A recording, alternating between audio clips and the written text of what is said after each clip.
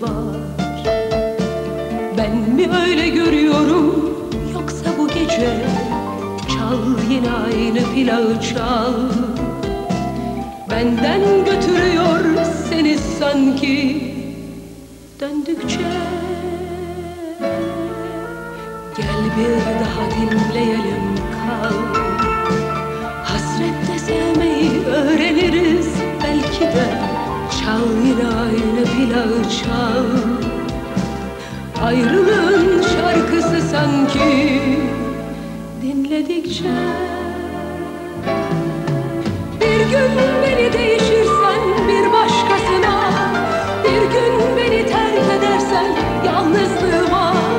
Üzgün değilim sevgilim, bil ki yaşadıklarımdan çal yine aynı plağı çal.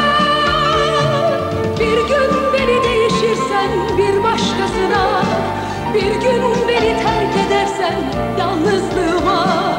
Üzgün değilim bir tanem, bil ki yaşadıklarımdan çal yine aynı plağı çal.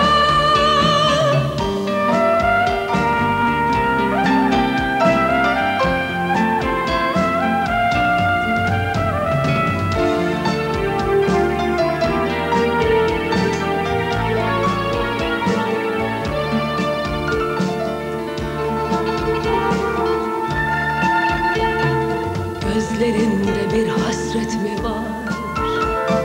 Ben mi öyle görüyorum, yoksa bu gece çal yine aynı plağı çal.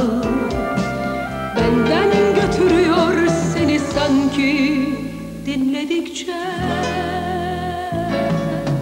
Bir gün beni değişirsen bir başkasına, bir gün beni terk edersen yalnızlığıma.